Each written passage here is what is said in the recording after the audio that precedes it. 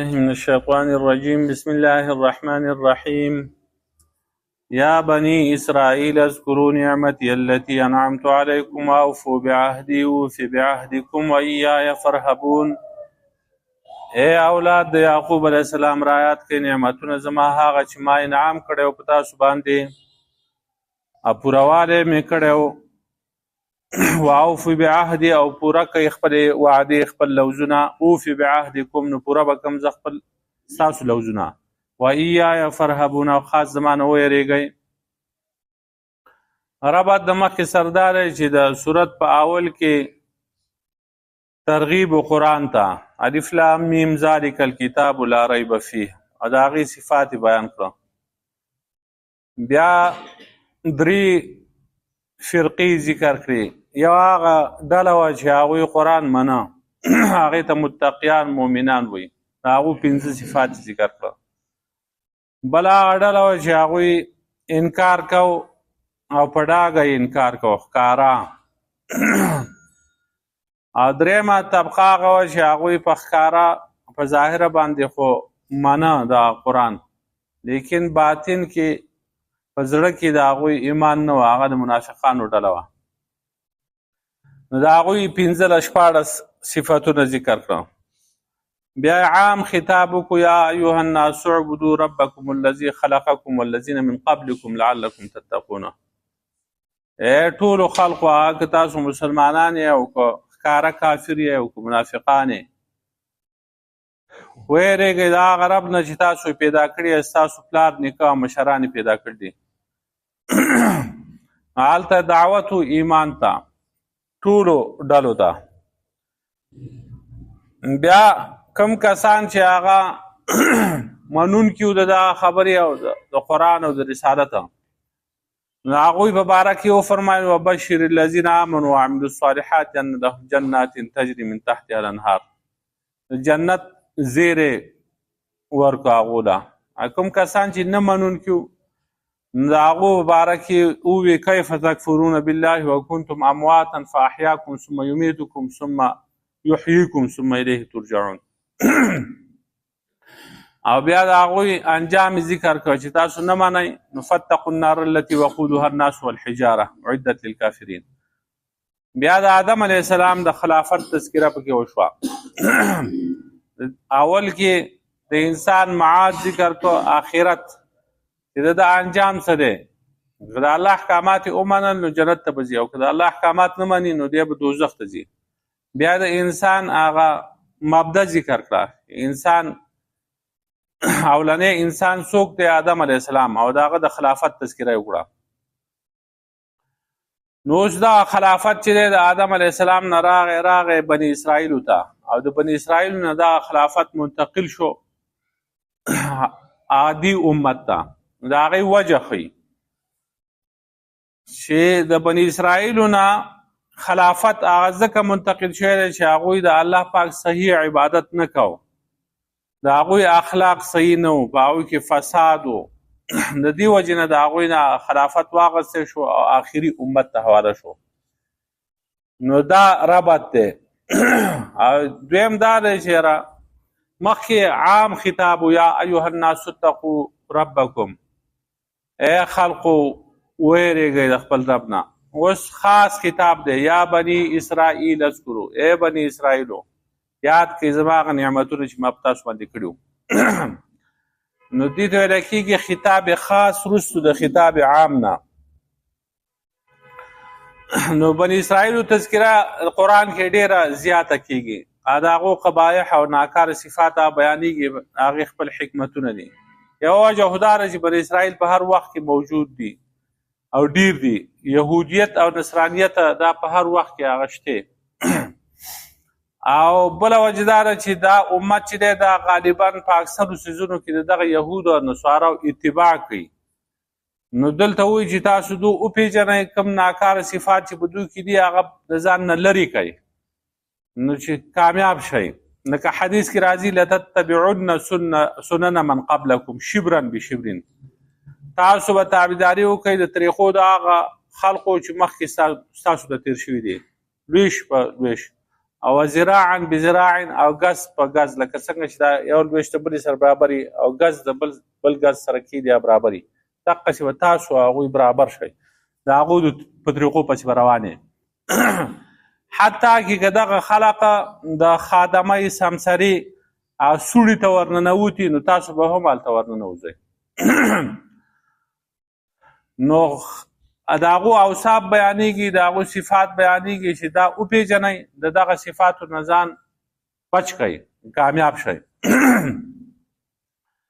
او دا امت چې دی دا زیات مشابه دی د بني اسرائیلو سره، او نبی علیه السلام وایي زه زیات مشابه یم د موسی علیه السلام سره. بلکې عمر رضی الله تعالی عنه هغه خو په منبر باندې وفرمایل چې قد مضى بنو اسرائیل یا قد مضى القوم، بني اسرائیل خو تیر شوي دي، و انما یعنی به انتم. په دې آیتونو باندې الله پاک تاسو قص کوي، نو ځان ټیک کوئ ځان. نو په دې آیتونو کې دا د 40 نه راواله تر 46 نمبر آیت پورې 9 اوامر دي، 9 امرونه دي. اذکروا، اوفوا، فرهبون، آمنوا، فاتقون، اقیموا الصلاة، آتوا الزکاة، ورکعوا، استعینوا. دا 9 شو. او 15 نواهی دي، 15 کارونه منع کړي دي. لا تکونوا اول کافر به، لا تشتروا، لا تلبسوا، لا تکتموا، وتنسون انفسکم ولا تنسوا. دا هم په معنا د نهي باندې دی. نو د دې آیات نه تر 142 نمبر آیات پورې دا ټول بحث چې دی د بني اسرائیلو جاری دی. نو قرآن او الله رب العالمین دوی په نرمه لهجه باندې هغه دوی ته دعوت ورکوي اسلام طرف ته، راشئ ومنئ ما په تاسو باندې احسانات کړي دي، ستاسو په پلار نیکه باندې د دغه نعمتونو تذکره ورته کړه.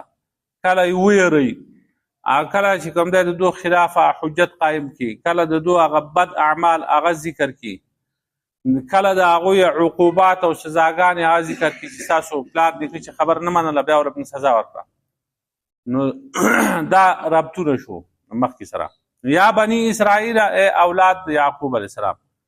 بني اصل کې بني نه دی، ابن جمع ده، ابن بیا د بنا نه دی، دا زوی ته وایي. او دا پلار چې کوم دی هغه په منزله د عمارت او تعمیر د ده دپاره ابن ورته ځکه وایي. نو زوی زامن خو اکثر اطلاق بیا په نارینه زنانه دواړو باندې کېږي.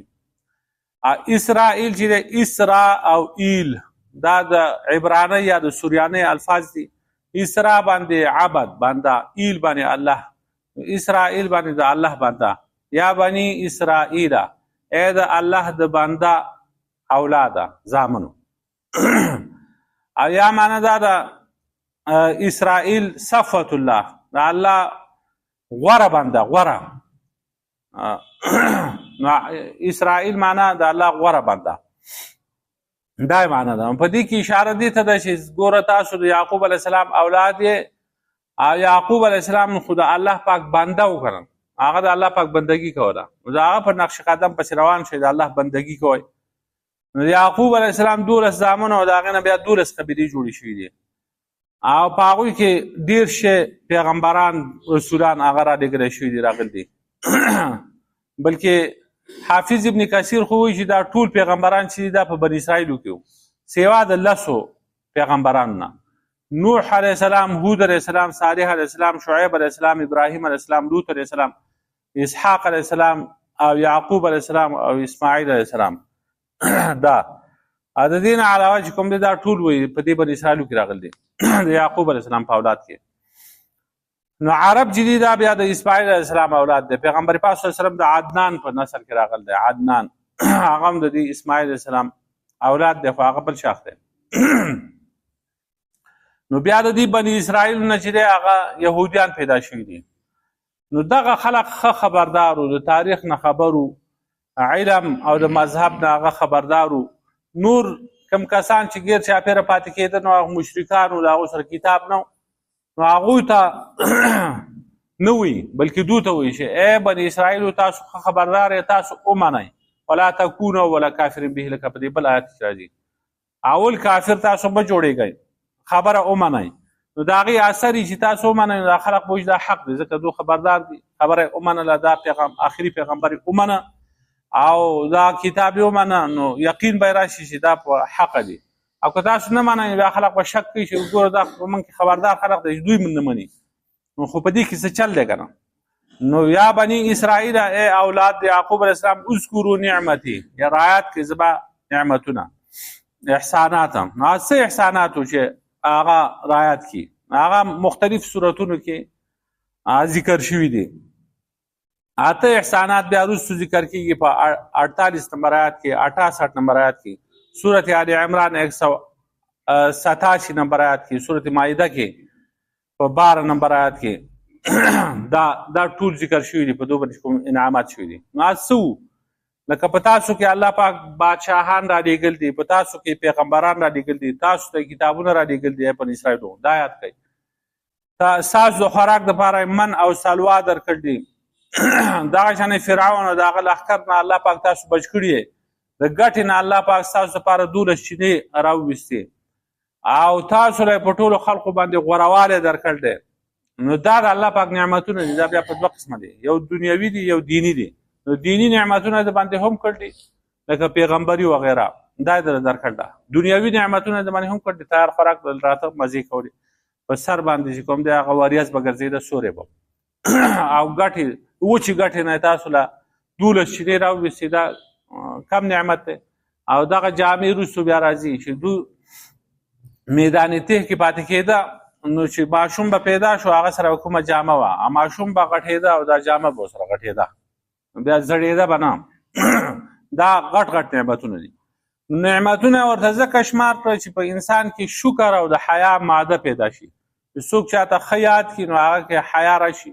ژاو دې سړي ما سره ښه کړ دی نو خالق چې چا سره ښه وکړي نو مخلوق له پکار دی چې او ما سره الله رب العالمین چې زما خالق دی ما سره ښه کړ دی شکر به ادا کړي د دې دپاره علیکم وي په تاسو باندې دا نعمتونه اصل کې د دوی په پلار نیکه باندې کړي وو او په پلار نیکه چې نعمت وشي نو دا په بچو باندې هم دی نو ځکه وایي علیکم بیا د نعمت د رعایتولو څه معنی ده چې اذکروا نعمتي رعایت کړئ زما نعمته د هغې مطلب دا دی چې شکر د دې وکړئ که نه شکر دا دی چې الله پاک وحدانیت ومنئ الله یې ومنئ د رسول الله صلی الله علیه وسلم په رسالت باندې یقین وکړئ هغه ومنئ د آیتونو تکذیب مه کوئ او په ژبه یادول دا هم د دې یو قسم دی چې په ژبه باندې هم دا یاد کړئ په خولې باندې یادوئ ځکه حدیث کې راځي چې فإن من اثنى فقد شکر ومن کتم فقد کفر څوک چې په ژبه باندې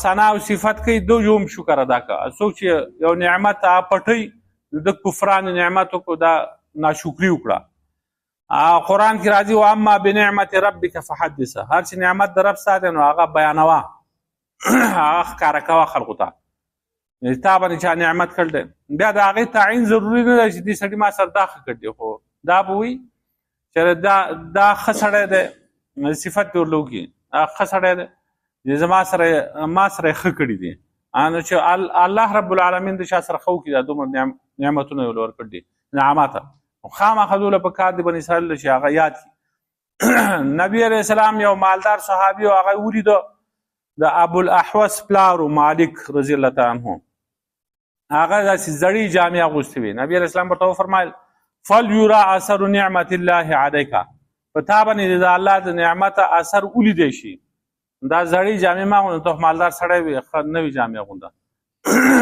نو چې چا باندې الله پاک څه نعمت کړی دی نو پکار دا دی چې هغه نعمت ښکاره کړي چا باندې د الله پاک د علم نعمت کړی دی پکار دا دی چې دا علم خور کړي درس و تدریس کوي د دعوت کار یې ورله ورکړی دی هغه د دعوت کوي د دعوت کار په هغې کې دې لګیا شي دا دې پټوي نه چا له الله پاک مال ورکړی دی هغه مال دې ولګوي هغه مال دې په ده باندې ښکاره شي چې خلک وویني چې واقعي دی مالدار دی ښه جامې ښه پیزار دا دی اغوندي استعمالوي واوفوا بعهدي اوفي بعهدكم پوره کوي زما وعدې نو زه به ستاسو وعدې پوره کړم عهدي د عهدي نه څه مراد دی چې زما وعده پوره کوي زه به ستاسو وعدې پوره کړم نو هغه عمل دی په کتاب الله باندې د خدای په کتاب باندې عمل وکړئ او د الله وحدانیت ومنئ. دا سورة بقره 63 بیا 83 نمبر آیات کې راغلی دی. بیا په 84 نمبر آیات کې راځي چې د مور پلار سره احسان کوئ، د خپلو خپلوانو سره، د یتیمانانو سره، مسکینانو سره د هغو حقوق ادا کوئ، او خلقو ته د دین دعوت ورکول دي. وقولوا للناس حسنا، خلقو ته ښې خبرې کوئ، د دین دعوت ورکوئ. 83 نمبر آیات. د مانځه پابندي دا وعدې وي د دوی سره، د مانځه پابندي کوئ، زکات ادا کوئ، دا لږ وروسته را روان دي. ناحقه قتل نه ځان ساتئ، او دغه شانتې یو بل د کورونو نه مه وباسئ، لږ وروسته بیا را روان دي 83 84 نمبر آیات دغه کې چې یو بل د کورونو نه مه وباسئ. او ایمان دی پر رسول الله صلی الله علیه وسلم باندې، او د هغه د صفات ښکاره کول دي چې د هغه کوم صفات په تورات او انجیل کې بیان شوي دي هغه خلقو ته ښکاره کوي. د دوی دا غلطي وه چې د نبي علیه السلام چې کوم دی هغه صفات به یې پټوله، ښه به پېژانده چې دا هغه پیغمبر دی کوم چې زموږ په کتابونو کې، حتی چې دغه دومره صفات بیان شوي دي په کتابونو کې چې د هغې نه تصویرونه هم دوی جوړ کړي وو. تصویران دا پیغمبر پاک صلی الله علیه وسلم څه کوي چې د صحابه کرامو تصویران هم د دوی سره صندوقونه په دې کې موجود وو. ابوبکر صدیق، د عمر رضی الله عنه دا تصویرونه ورسره موجود وو. په دغه صفات چې دغسې به یې پوز وي، دغسې به یې سترګې، دغسې به یې غوږونه، دومره به یې باډي او دغه چال چلن دا هر څه د دوی په کتابونو کې دا بیان شو. د هغې نه دوی تصویرونه جوړ کړي بالکل فټ وو د دې سره. او د هغې باوجود بیا به چا تپوس وکړو چې د نبي علیه السلام صفت راغلی دی په ستاسو په کتاب کې، د هغه څه صفات دي، د هغه سترګې څنګه دي؟ زموږ کتاب کې دا راغلی چې د هغه سترګې شنې دي. دا به ځان دروغ وي.